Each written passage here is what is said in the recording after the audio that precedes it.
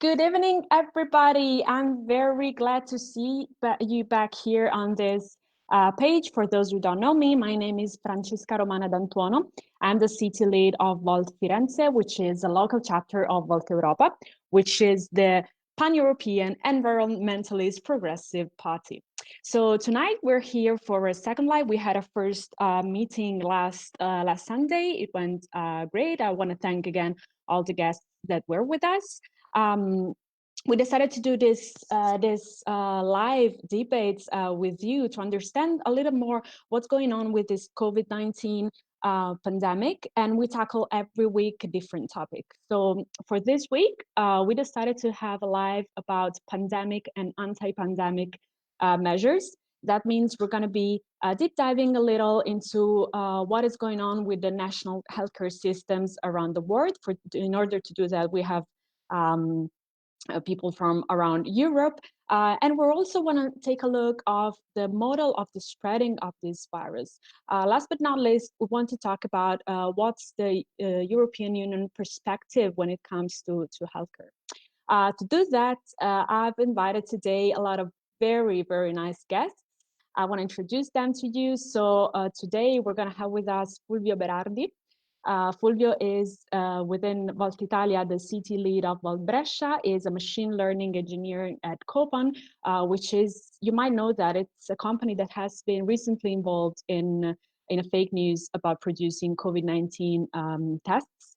And Fulvio is great at communicating about this pandemic, also because he is, again, located in Brescia, which is one of these, it's the second most heavily eaten city in Italy, which has, you know, it's experiencing a very hard time with this pandemic. The second guest we have today is Kathrine Richter. Kathrine is the country lead for Volt Denmark. She is an historian, and she was a candidate with Volt for the 2019 European elections. She's going to give us a little of the perspective of the Nordics. Following Kathrine, we're going to speak with Professor Riccardo Mannella. Riccardo is a full professor at the Department of Physics at the University of Pisa here in Tuscany, and he teaches about complex systems. I don't know if you're aware of what a complex system is. I wasn't. I had to study a little because of this meeting today, but he will explain us and how that applies to this pandemic.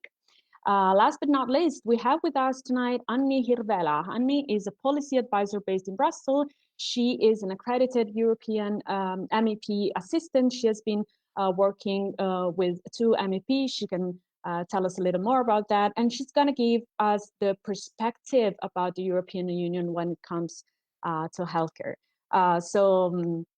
I'm going to give the word to Fulvio now to give a little of what is going on in Lombardy, which again is the most hardly hit region in Italy. And then we can follow with the other guests. Fulvio, welcome. Hi, Francesca. Thank you very much for the invitation. And first of all, let me thank you, our international guest, because your international guest, Anni and Kathrine, because I think it's really important to stress out our European cooperation and the fact that there are some people here that are listening what is going on in Italy from the other European countries. I think it's super and proves that there is a true European spirit. Otherwise, we wouldn't be here. About the Italian response in Lombardy, let me just remind you about some dates. The 23rd of January, towards the 8th of January, the World Health Organization was still saying that the new coronavirus wasn't a world emergency. And after a few days, the Wuhan region experienced the lockdown. So actually here, we weren't too much worried, and there was a lot of speculation about the numbers, the low lethality numbers that were emerging, because it seemed that it was just something like a flu. So the lockdown proved effective, everything seemed to be under control, and sounded something like completely related just to China. The second half of February, Italy decided to block the flights, a measure that is not recommended by the World Health Organization. And actually, after 1 week, the sad discovery appeared in Codogno. Codogno is a small village in Italy, but is also an important node for railways, because a lot of people, a lot of passengers, a lot of goods pass through there, which connects all the provinces of Lombardy region with Milan. And Brescia is connected to Milan towards Codogno, also Cremona and also Bergamo. And this timing was really, really unlucky, and also the place. And the patient one was also an unlucky one, because he had hundreds of contacts in the last week, the week before he was discovered. So it was impossible to find patient zero. But soon we realized that there were many outbreaks, and even in Eugano, in the region Veneto, another region in northern Italy, we discovered another outbreak, and so there was, it was immediately clear that the situation was not under control, and soon the exponential growth of the virus started to spread. The Lombardy region became the center. The villages of Codogno actually experienced a strong lockdown since the very beginning, and at the beginning we thought that the social life restrictions that were suggested, recommended in the other towns of Italy were still okay, because we thought, okay, it's in Codogno, it's some village, but it's not going to affect us too much. But it was super quick, and after few weeks, after 2 weeks, we realized that our system, healthcare system, couldn't respond with enough ICU beds. That was the main problem. Actually, here the region Lombardy has an average age which is quite old. The average age is older than in most part of Italy, and the density of population is comparable to the one of Wuhan. But we are experiencing even a higher mortality rate. So here in Brescia, just 200,000 people, we are experiencing 50, 70 deaths per day, despite the fact that the health system was one of the best of Italy, and it's not too bad compared to the rest of Europe. It actually is a high standard one. For example, I know that the number of ICU beds in Brescia in Italy is 2.6, probably in Brescia is even higher per 1,000 people. And in Denmark, I think that the number of ICU beds is even lower.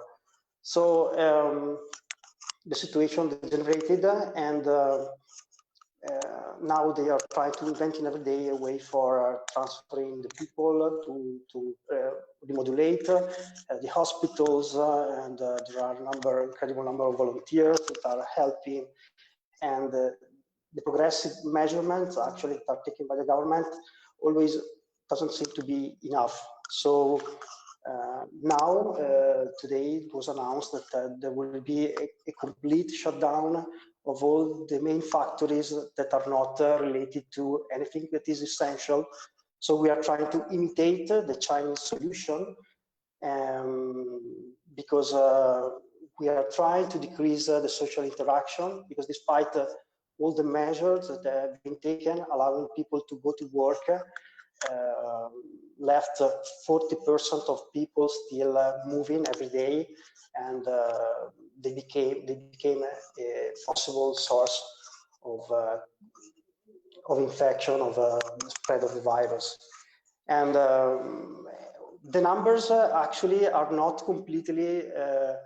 It's not clear why the number of deaths is so high.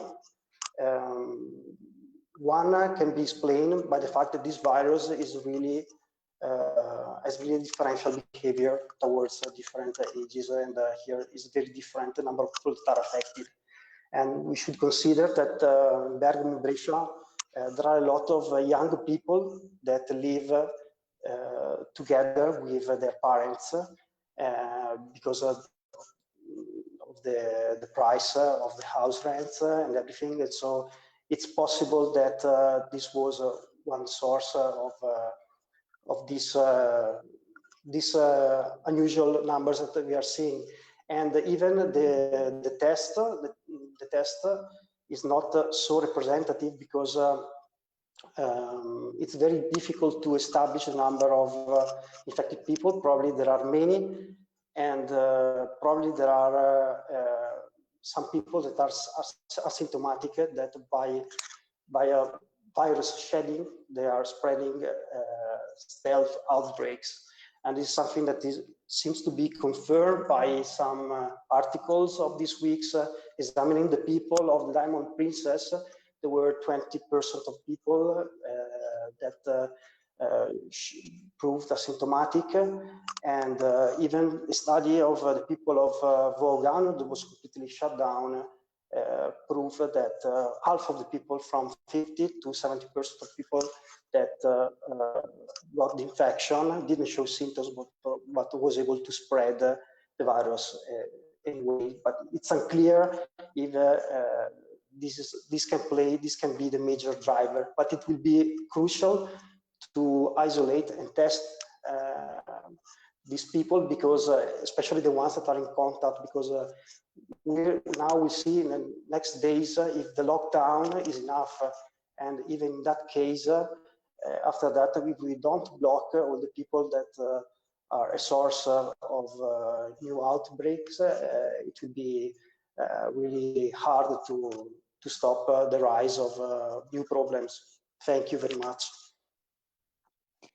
Thank you very much, Fulvio, for this perspective. So what you're saying is basically that we need to understand if these measures are going to be enough, because of a lot of contingency that happened. Perhaps the virus spread at even higher rate than we expected. I have today's numbers with me.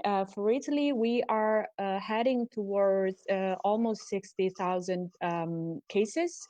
With a lot, again, of non-symptomatic patients. So in the reality, we don't know what the real number of cases is. What we do know, though, is that within this 60,000, there is a mortality rate of around 4%. Please keep in mind that the Spanish flu had a 2.5% death rate, which means we're heading towards a worst situation. But there are some models that perhaps are working better, and I'm referring to those applied in Taiwan, South Korea, and Hong Kong, if I'm not mistaken. They were doing exactly what you said, Fulvio. So isolating cases, and they were doing this towards control on the mobile devices of each person, and really try to contain the pandemic in this way. Apparently, this model is working, whereas Europe is reacting a lot slower. With that in mind, I would give the word to Kathrine, which would confirm or not confirm this impression that we have that countries are reacting a little slower. What do you say, Kathrine? Well, hello all, and thank you for inviting me tonight, and thank you for organizing this. This is a very good example of how we can learn from each other, and I'm very glad to be here.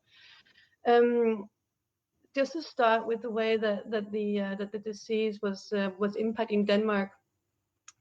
We were in the middle of January. We of course saw the news coming out of China. And there was a tendency also by the Danish health authorities to maybe downplay the potential threat. So it is unlikely that something like this would happen in Denmark. It is unlikely that people would travel with this disease and bring it to Denmark. It is unlikely that we should be very aware of potential disasters or potential outcomes. Now, this is all in the kind of pre-pandemic phase. And I think when you look at the way that the WHO has put its phases in a pandemic, it's really interesting to see how broad, in fact, the pre-pandemic phase is, because we are currently in the pandemic phase, and in Denmark we are using a limitation strategy. So the Danish authorities have now changed their process, their strategy, and they're now trying to limit the consequences of the widespread. They accept that coronavirus COVID-19 is in Denmark, and they accept that a lot of people are going to get it. And now the strategy is to limit the secondary impact on society, which includes, of course, being able to treat non-corona patients, being able to have an effective business model going, being able to let people go back to schools, etc. The way that the Danish authorities began this, we had our first case on the 27th of February. And now we're 1 month later, and 13 people have died, and we have 1,400 people who are infected. What we're seeing in the way the Danish authorities are handling this is very much based on two things, I would say. Really extrovert communication from the top down. So we have almost daily briefings by the Prime Minister and the Department of Health, underlining what measures we have to take as a community. And the word spirit of community is being used as a general phrase.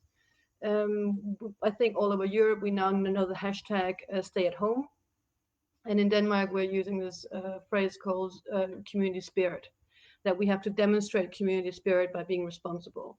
Now, no society is perfect, neither is Denmark, and there are certainly people who are a bit relaxed about exercising this sense of community spirit, who go out, who they had to close down playgrounds, for example, because parents just couldn't really fathom that this could actually be something that they should also be mindful of.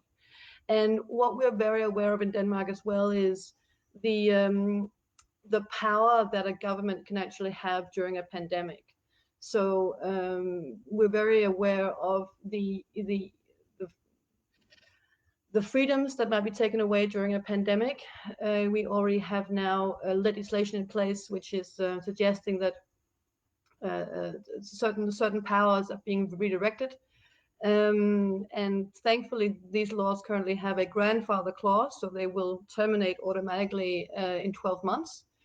But we are aware of what can happen during a pandemic when people are afraid, of course, and when a government can potentially seize that opportunity to introduce draconian laws that might or might not actually be cancelled out afterwards.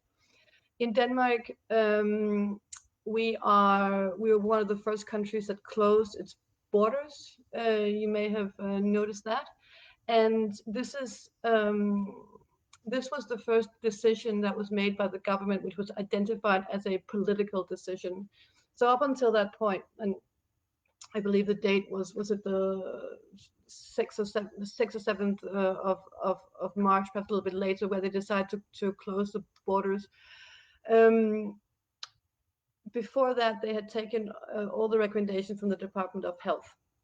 And then looking at the way that things were progressing, the Danish government decided to close the borders. Now, this is not coming from the WHO, and it's not coming as a recommendation from the Department of Health. But I think what we are seeing is an automatic reaction to a threat that we can't necessarily define, that we can't contain. And what I find really interesting in these days of age is that a pandemic is something that we have to fight collectively. And one of the things that we keep hearing about how to fight pandemics effectively is to share information. And obviously, what we saw was the fact that we actually had the knowledge of a potential virus coming out of China. We had Chinese doctors who were telling people about this in December, and still the information wasn't passed on to the global community. I think that's something that we really have to learn to be aware of, that there is this existence in society still, where we might actually be a little bit more ourselves first. And that is something I think which we in Europe certainly need to fight. And I think just doing this, for example, today, sharing our experiences, but also talking to each other, not as people of a country, but as people of this region, of this area, of this globe, I think it's a really important step, and something that I hope that we can take away from this whole pandemic. When we look at the outcomes, and I think that's also really important. When we look at what's going to happen after the pandemic, I hope to see a lot more. I was going to say European self-confidence, that we as Europeans can demand from our governments that we need to help each other a lot more. Because I can certainly say I spoke to a friend of mine, and she is working in the hospital here in Copenhagen as a senior resident. And as I asked her, I said, I'm going to be talking in this conversation here, and can you give me some information about what's happening in the front lines? And she was saying, look, in Denmark at the moment, we are able to train our medical staff, we're able to allocate resources, and we're able to be ready to absorb the patients that will definitely come through the doors. And we're able to do that because we're able to see what happens in Italy. So the fact that we recognize the incredible importance it is to be aware of what happens in other countries and how the responses are in other countries, but at the same time not being able to then assist equally and provide assistance. I think this is where we're definitely going to have to change our mindset in the future. I just saw today that, for instance, now in Germany they accepted patients coming from Eastern France, which I think is really, really amazing. And I would see a lot more of that. I think in general, the type of communication that we're seeing during this time, I think we just have to say this pandemic time is both uplifting, but also shows that in a time of social media, in a time of very easy communication formats, it's equally important to show solidarity. So, for example, and this is a perfect example, I think, I was hesitant to share some I was going to say traumatic images from northern Italy, because I thought, oh, I don't want to increase panic. I don't want to share information that isn't right. Until I spoke to some of you guys from northern Italy, actually confirming, no, you spoke to Christian Gori. I know who you spoke with. Hello, Christian. We know you're there. Thank you for sharing information.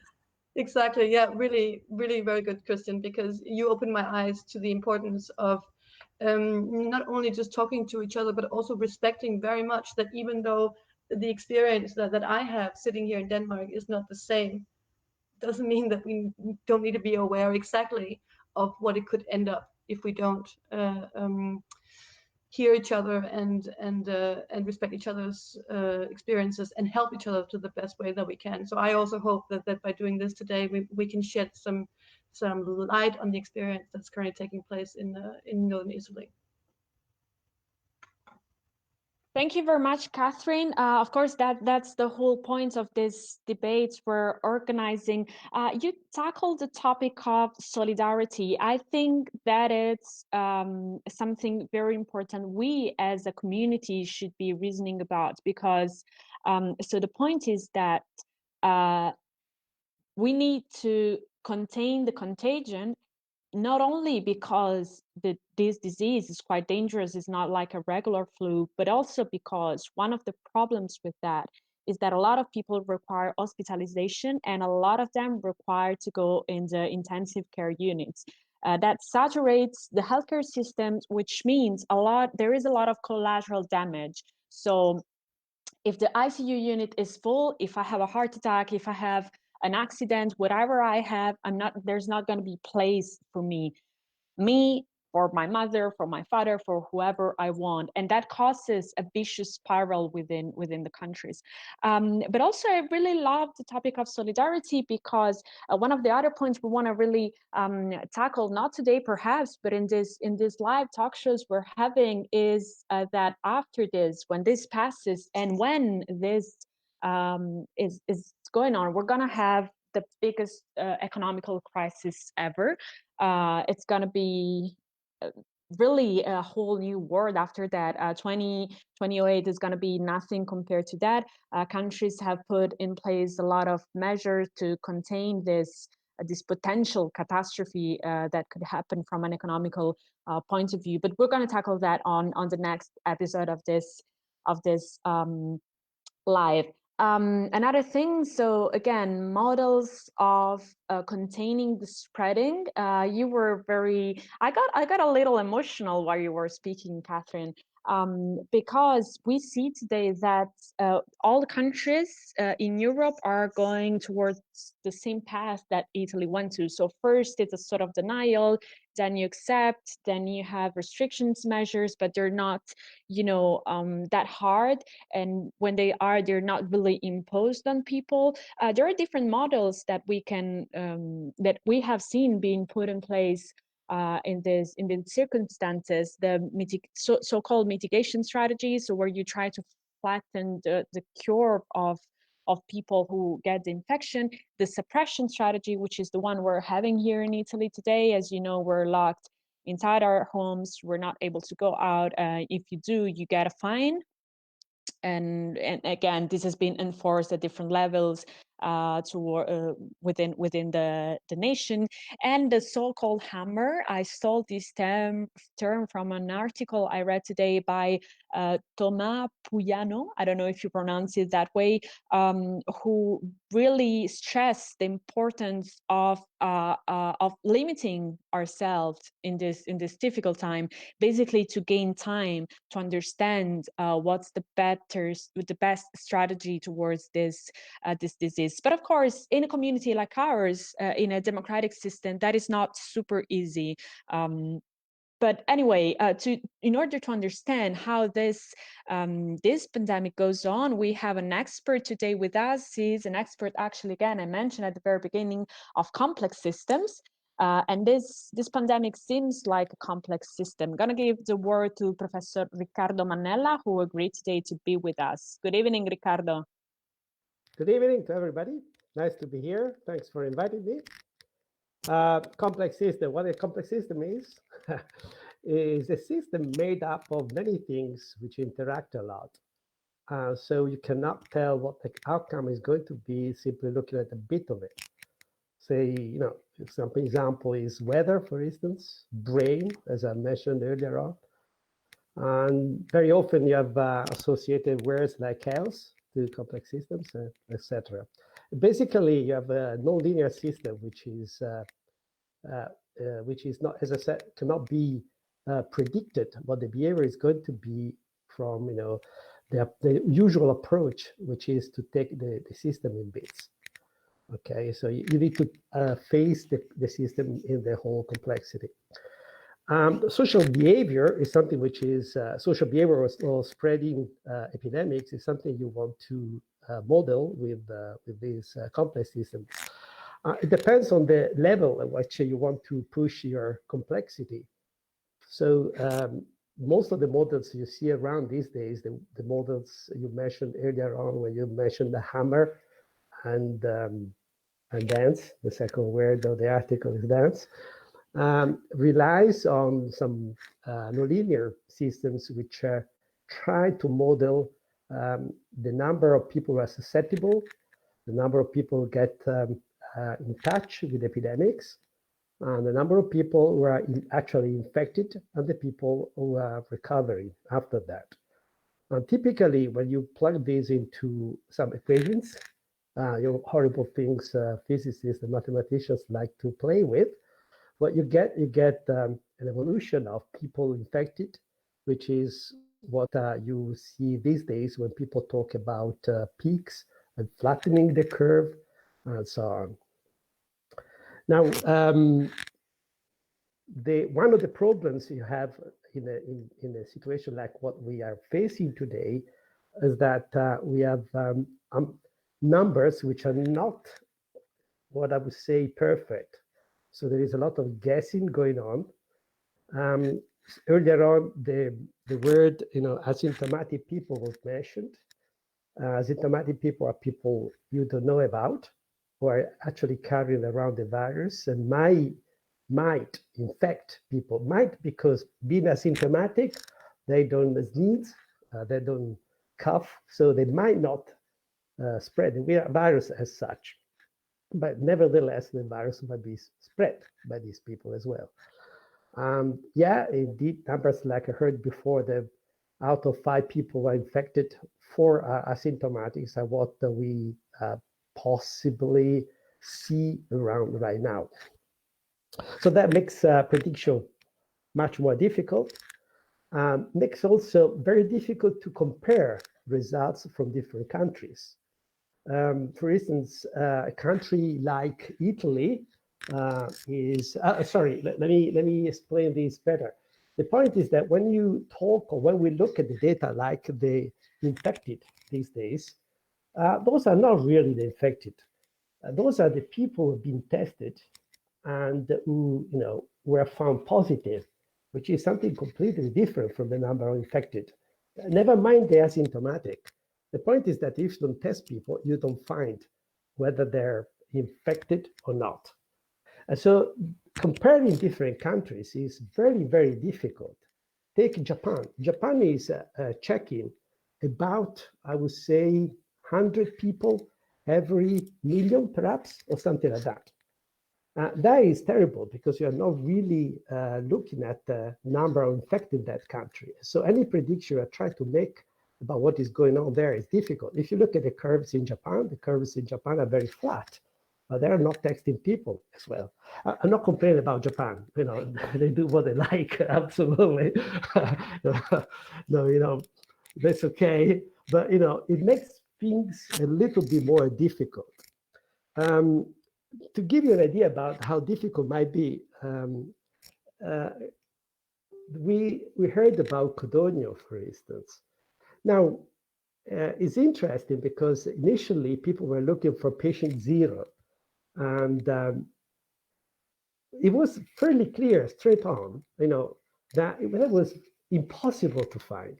And the reason for that is that the number of cases which were found on Codogno in the first week is not compatible with the fact that the person, the 38-year-old runner, who was in intensive care for a while, that's clearly not patient 1, because the number of cases you had when it was in intensive care was already so large that the first infected person in Codogno was possibly infected around the 10th of January, 15th of January. So a good 2 or 3 weeks before. That is because of this exponential increase. You can predict that the number, given the number of cases you had at that point, the beginning of February, is only compatible with infection getting in Codogno around the 15th of January. So just okay. What can I say? Data like we see these days in different countries. I don't want to say this too early, but at least for Italy, we start to see some effect of this segregation we are experiencing.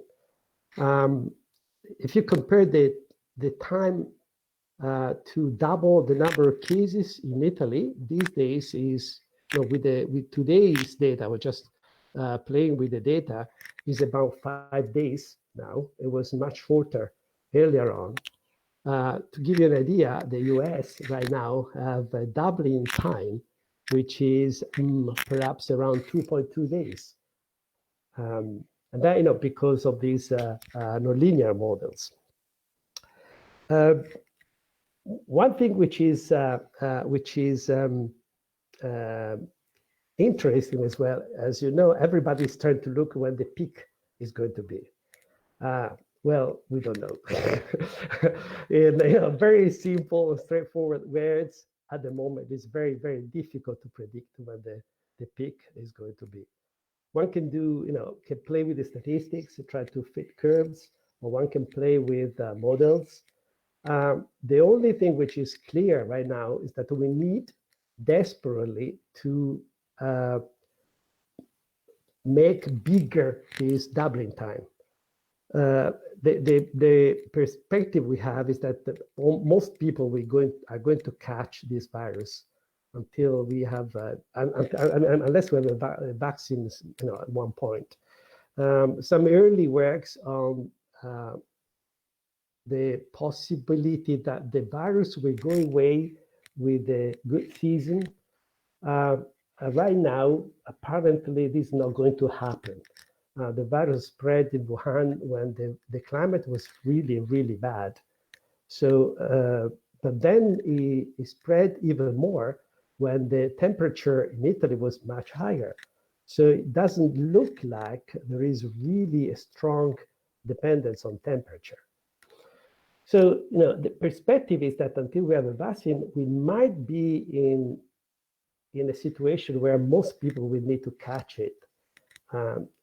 So it's really, really very important from the models that the exponential increase is reduced as much as possible, which means less contacts as possible, really less contacts as possible. I understand that this is a very difficult thing because you want to keep bits of the country running. Otherwise, people are going to starve if you don't produce food, for instance. But really, it's very, very difficult. I can guess that being a politician ruling a country now is very, very hard. Time of very difficult choices. I think I have nothing else to say, and glad to take questions in case. That was fascinating, really. A little bit scary though. What you're saying basically is that, at least my understanding is that, so a complex system is a system where there are a lot of variables that really influence each other. So you cannot isolate one and try to understand that and then how that impacts on the other one, because its impact on the other one is going to affect the first variable we took in consideration. Absolutely. Yeah, that's correct. That's correct. But one good thing is about complex systems. Let me give you an example from physics. Okay, it's easy to understand how a ball moves on a table. It's a bit more difficult to understand how the balls in a billiard table move when you play billiard. But then it's very simple to understand what gas in a room will do. We can talk about temperature, pressure, volume. So typically physics equations are happy with a small number of things or a big number of things as long as you have thermodynamics, which applies. Stop me if I'm going too technical here. So you can try to model epidemics like this, simply writing equations which describe how many infected people you have or how many susceptible people you have. You can complicate that and start to look how people in Codogno will interact with people in Lodi, and people in Lodi will interact with in Milan. You can do that. Of course, you might then try to find a solution through a simulation of your dynamics. It's been done for China, for instance, looking at the big data of people moving around with their phones. They've been able to study the spatial spreading of the COVID-19. It's actually nice work which appeared in the literature a few days ago. So yeah, they're difficult, but we do have tools to try and understand what is going on. The only thing which are a bit lacking now is data, good data. We can only do what we have. Mm-hmm. Yeah, no, that is understandable. Thank you for specifying that. We're gonna see if there are questions about that from our friends on Facebook. Again, I encourage everybody to type your question and I will read that for our guests. What something interesting that all of you tackle is the coordination between the countries. You all did that in very different way. But in order to explore a little of that, we have today with us Anni Hirvela. She is a policy advisor based in Brussels, and she has been MEP assistant 2 times, if I understood correctly. We want to tackle a little with you, Anni, is what are the competencies of the European Union when it comes to healthcare, and what is your general feeling about the lack of coordination that we're seeing today? How come that is, and what are the possible future scenario? Anni, welcome. Thank you so much, Francesca, and also thank you, Volt Florence, for inviting me to this very timely discussion, and also hello to my fellow discussion participants and all the viewers on Facebook this evening. So greetings from Brussels. As I said, I'm very glad to take part of this discussion because I think it's extremely important to keep dialogues flowing, debates flowing, even on these difficult times. And just to give an overview from the beginning, as I said, I'm living in Brussels, so in Belgium, the current numbers of COVID-19 cases today is 3,401, and new cases 586. In comparison to my home country, Finland, it's quite small because in Finland the cases are 626 and new cases only 103. But yes, but we can all agree on the fact that this virus knows no borders and that it has been a massive negative impact on the healthcare system and the public health in all member states and beyond. And here I have to emphasize that the EU does not have any competence in health policy. It is the national governments that have this instrument of crisis management, which includes emergency services, hospitals, and the right to take upon themselves emergency powers. But according to the Treaty of the Functioning of the EU, the Commission should coordinate the response of the member states. But this has been quite slow, I have to tell you. But just to give a few other instruments that the EU does have at this moment is that there is a health treaty, health threat decision from 2013, a law that expands EU's power during crisis. For example, if the EU wants to order or develop a vaccine, but this has not yet been done.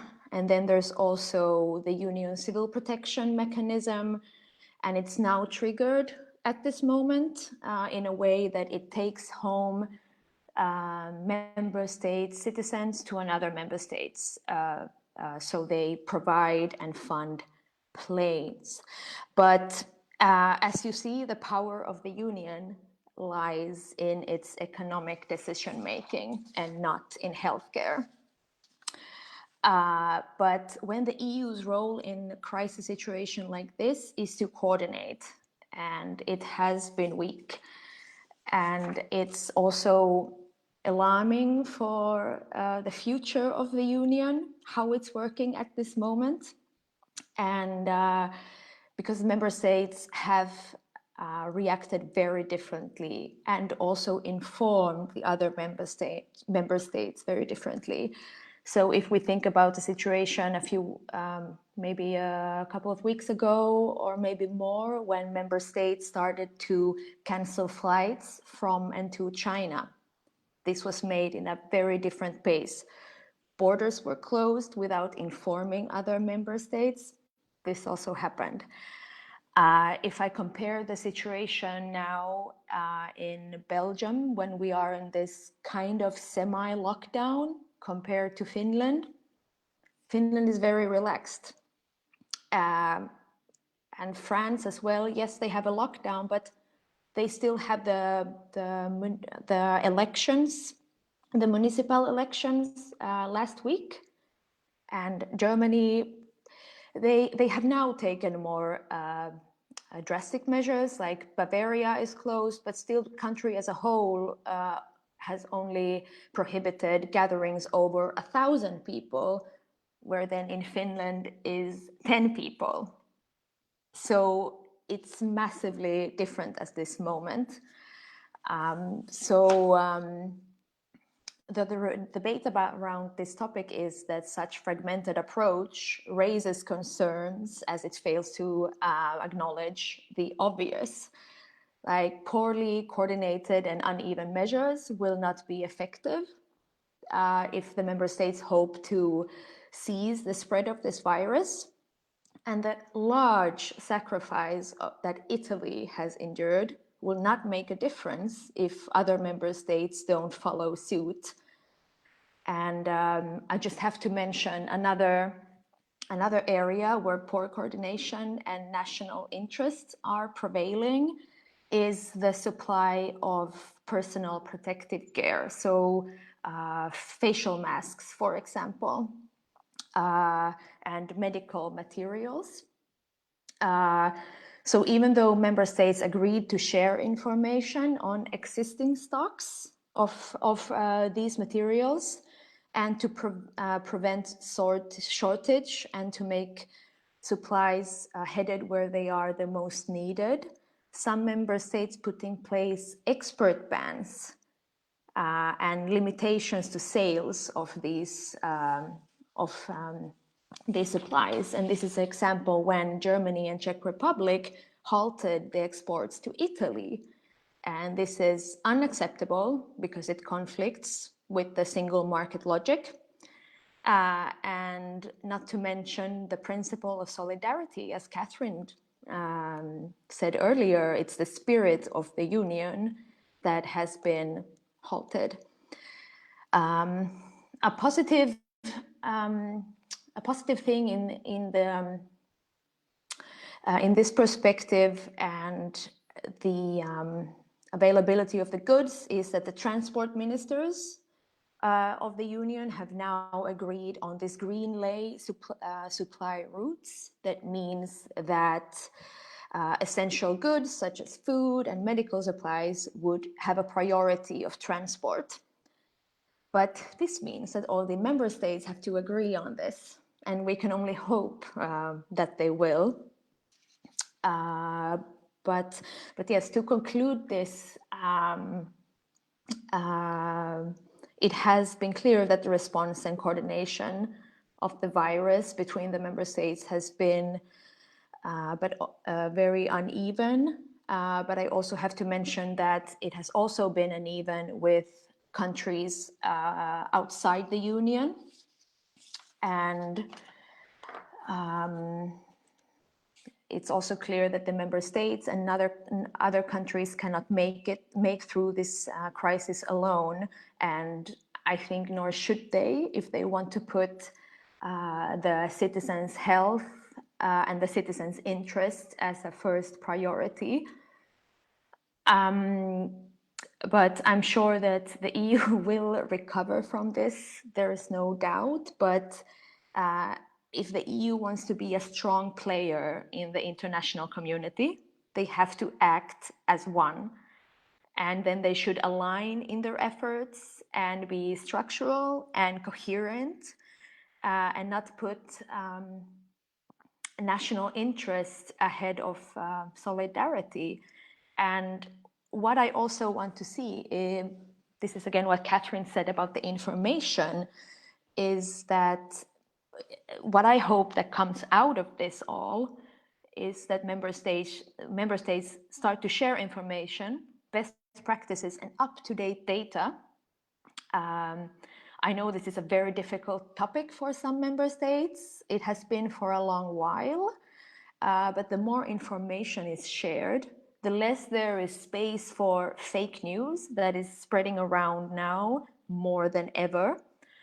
Not only fake news about the corona itself, but about other governments, conspiracy theories, fake news about marginalized groups, and it would also lessen the question of authority.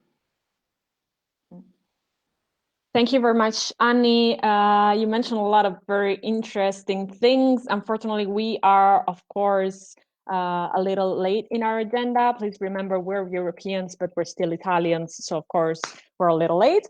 There are a lot of questions coming from the public. I am going to read two of these, which are because they've been directly asked to somebody. So there's one question for Riccardo and one for Anni.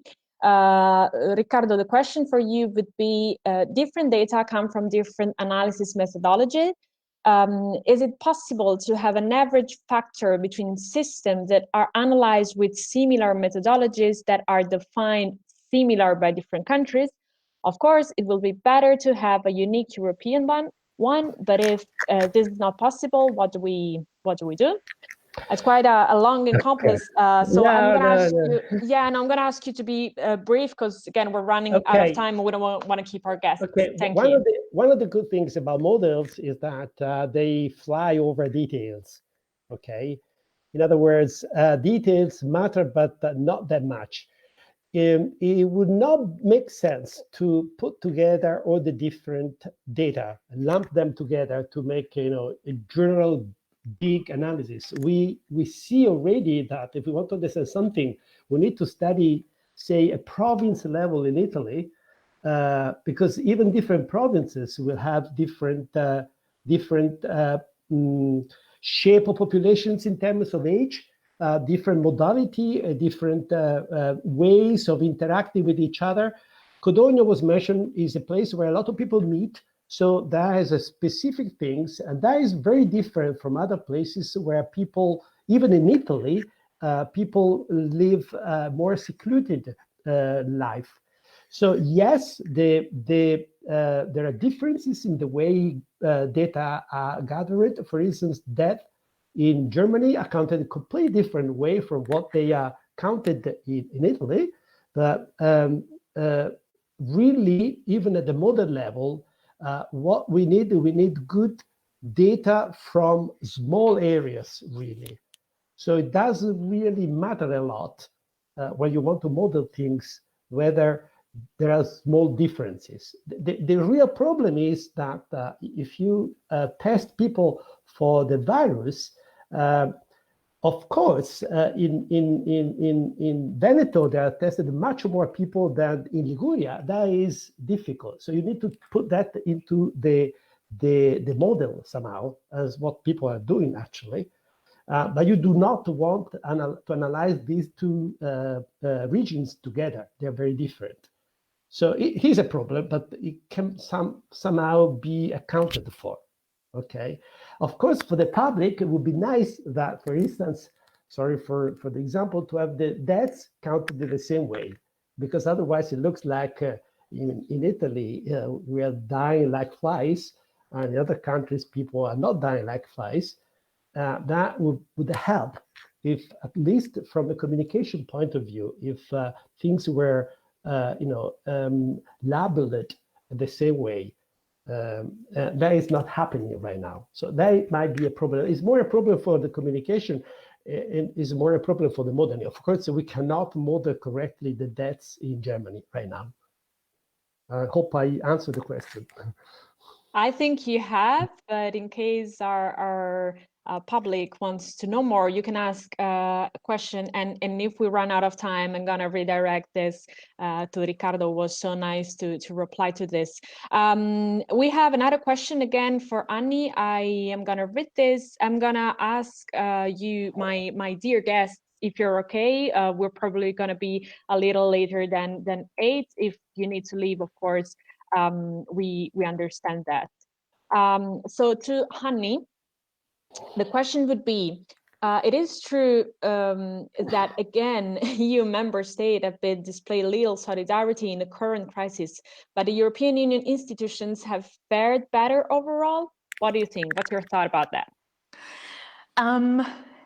Yes, the member states have indeed went along in a different pace, and also with the question of solidarity as we mentioned now, that Germany is helping France with patients, which is great. But the institutions overall, I think Commission has stepped up their efforts if I compare it to the migration crisis in 2005. And also the European Parliament is also doing its best if we look at the situation that basically the whole institution is in lockdown and the staffers or MEPs cannot go to work. Next week they can for a mini plenary, but they do want to keep the democratic decision making ongoing. And yet again, back to the Commission, I do think they are stepping up their game. And if you compare that, nobody could predict the magnitude of this pandemic. So yes, they are doing fine. And I can also have to say again, the institutions do not have, or the EU does not have any competence when it comes to healthcare or what they could do about it. But when it comes to fiscal policy, yes, they do have a say. And I think there, for example, European Central Bank has also done or trying to do its part. All right, thank you for that. I believe that, yeah, I believe you're right. Like what we should have asked to the European Union was to have a lot more coordination that it did at the very beginning, and then that once we've realized how big this pandemic is, that we head towards common solution. I believe this is something that has been put in place. We just hope it's gonna be of help, and it's gonna be timely. It's almost 8, but we have a lot of questions coming. So what are you fine with staying? Do you need to leave? Can we keep this going for another 15 minutes, I'd say? All right, I don't see anybody unmuting themselves, so I'm gonna go ahead. So there's a question, there's another question for Anni, and there are 2 questions with no reference, so I'm gonna ask Fulvio and Kathrine to reply to that. So the first one would be, does the hypothesis of a succession of period of opening and closing throughout 2019 make sense? I don't know for that, for who that would be, but whoever wants to reply, just unmute yourself.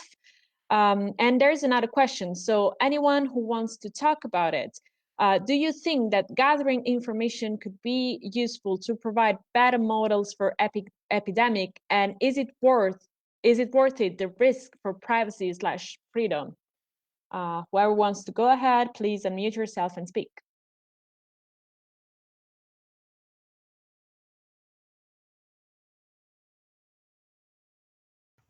Kathrine, go ahead with the second question. Yes, thank you. I think absolutely that we can benefit from sharing information in a better way. I think we're already seeing it though. We have this amazing open source I was going to say world, where a lot of people are starting to actually generate websites where you can self-report. So one of the issues that's taking place right now is that people can't get tested. They really want to get tested, but they can't.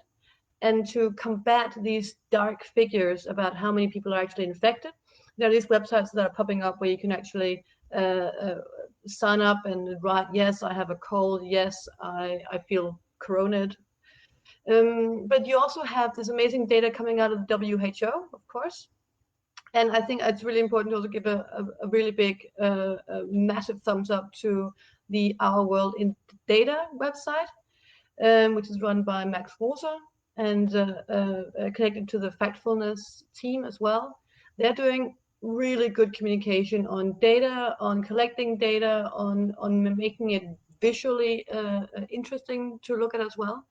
And if we don't use this data, in the period that is coming, so in the inter-pandemic period, which will be after the current pandemic has resided, if we don't use this data responsibly, that would be a massive failure, because we are going to see data. We're probably also going to see post-pandemic data that's going to surface, when we actually have the resources to collect it. So the short answer is yes.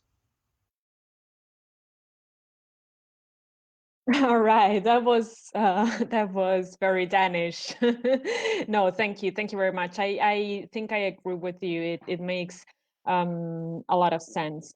The other question I'm gonna ask Fulvio to see if he wants to reply to this other question very briefly.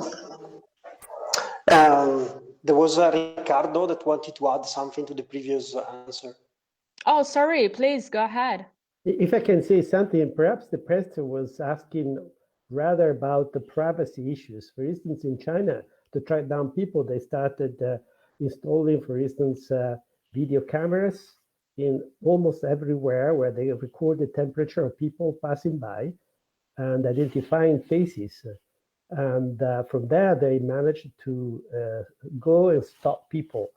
Now, I guess that was the problem the person had. I mean, perhaps the person had this in mind when the question was asked. Of course, more data means more possibilities, a better understanding of what is going on. But indeed, the privacy issues are huge, really huge.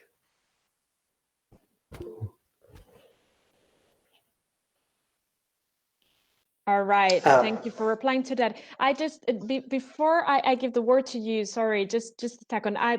Because the topic of privacy issues been, you know, everybody speaks about that, but I don't see any specific position being taken. I want to ask all of our audience to comment on Facebook about that. Like, would you as European citizen be okay with that kind of measures being taken today in the light of what we know today about this pandemic? Please reply on the comments of this Facebook Live. Fulvio, do you wanna go ahead with your questions, and then we can move to Anni?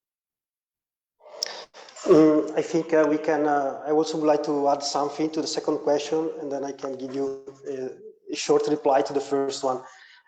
Maybe there are many ways of collecting this data. Maybe the South Korean one is too extreme, because I saw that there were alerts sent directly to smartphones to tell you that you had to keep attention to certain places.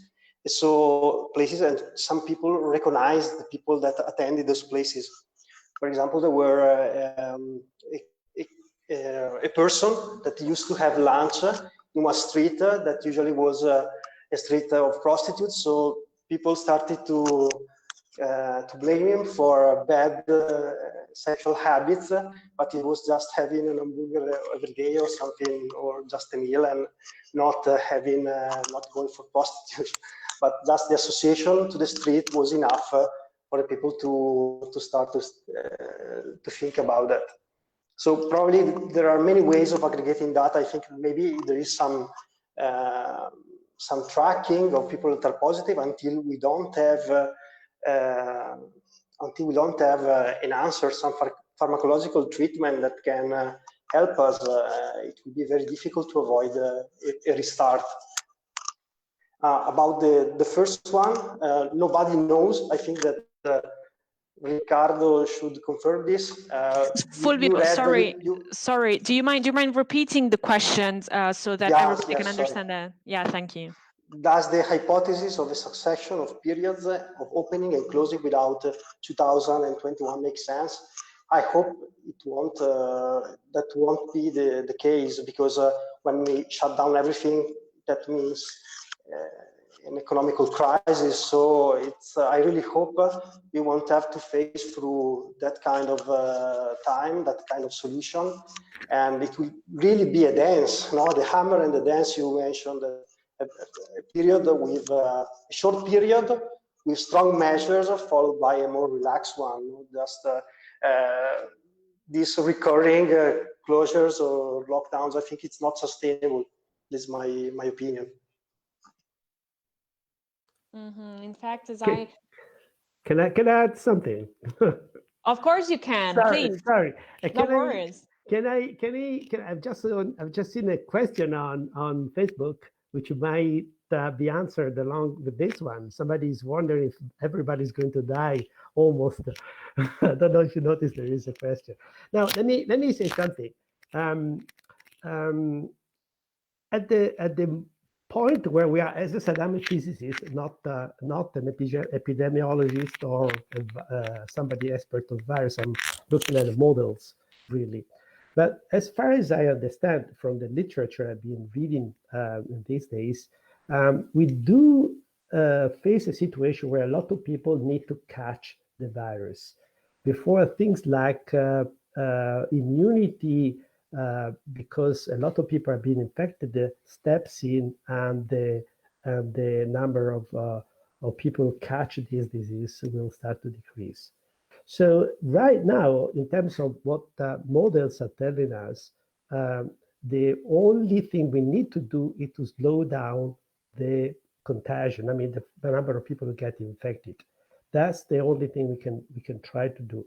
The point is that as soon as some of the population will start to have immunity, what is going to happen is that the spreading will slow down by itself. There are less people who are going to be susceptible. Now, regarding the question which is related to this does not mean that everybody is going to die, or I mean 5% or 3% or 0.5%. From what we know at the moment is elderly people with other diseases were actually dying. So I'm sorry, these are dead people. That's very, very, very sorry. I don't want to put this in a light way. It's a serious problem, absolutely. But the fact that apparently at the moment is, I don't know, 0.4%, the mortality has been written on Facebook, is related to the fact that we do not really know how many people got infected. Okay. Of course, the death of 20,000 people of COVID in Italy is a major thing. But the thing is, remember that with a proper treatment, if you have enough ICU units, you can recover. And also, people are studying new drugs for this virus, and also studying new a possible vaccine. So the real issue at the moment is to slow down the virus. All right. So no, I'm glad you read the question, because I was like, yeah, I think I should ask him that, but it was like I thought it would have opened up a very long conversation. So my feeling here is that what everybody agrees on is that we need to basically gain time to understand how this evolves, and then to take countermeasures. You mentioned immunity gained when you get the virus. I would argue that not everybody agrees with that. That you can like the virus can mutate. Coronavirus are not like influenza, of course. They don't mutate every season, but getting everybody infected is doesn't mean that we will have a very strong immunity. But I don't want to tackle on this now, because again, we're a little late. I want to take advantage of this time to ask Anni to answer our last question. Just a quick reminder for you, we've been focusing today on models in which the pandemic spreads, and models that countries have adopted to contain this spread. What we want to talk about next week is how do we survive the economic crisis that is gonna come. So make sure you're free next Sunday at 7 p.m. to tune in here with us. Last question then, for Anni. How about a European health welfare system created by something like Eurobonds? Maybe that should be the right thing to do. What do you say, Anni?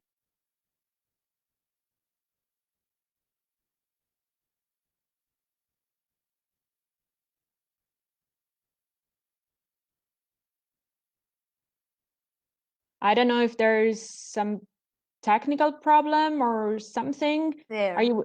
Yes, there yes, you go. Great. Yes, sorry.